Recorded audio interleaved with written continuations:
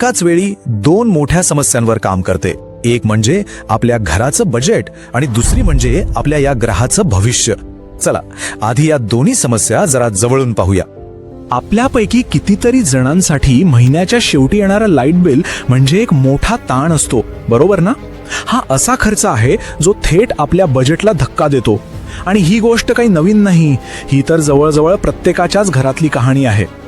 म्हणजे बघा, ही समस्या दुहेरी आहे.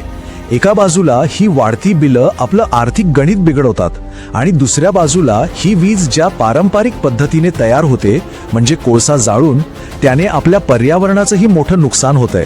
तर प्रॉब्लेम मोठा आहे. मग या दुहेरी संकटावर उपाय काय?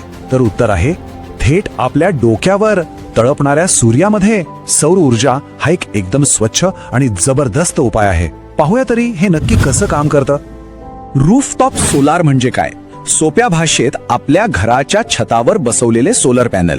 पण खरी जादू इथे आहे की यानंतर आपलं घर फक्त वीज वापरणारं राहत नाही, तर ते वीज तयार करणारं बनतं. म्हणजे विचार करा, खऱ्या अर्थाने स्वयंपूर्ण. आणि हो, ही फक्त महाराष्ट्रपुरती गोष्ट नाहीये, हे एका मोठ्या राष्ट्रीय मिशनचा भाग आहे.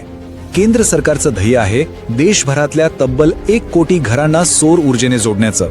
आणि महाराष्ट्र सरकार त्यात आपलं एक महत्वाचं पाऊल टाकते. आणि याच राष्ट्रीय ध्येयाला आणखी पुढे नेत महाराष्ट्र सरकारने एक जबरदस्त पाऊल उचललंय.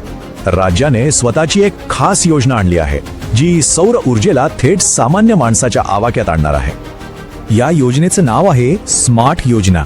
आता हे स्मार्ट काय आहे? तर सोपं आहे.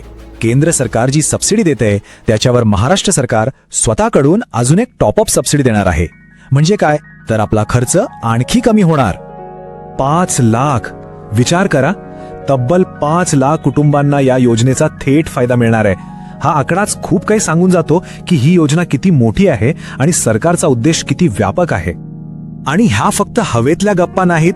यासाठी राज्य सरकारने पूर्ण 655 कोटी रुपयांची तरतूद केली आहे. ही एक प्रचंड मोठी गुंतवणूक आहे आणि ती थेट लोकांच्या फायद्यासाठी केली जात आहे.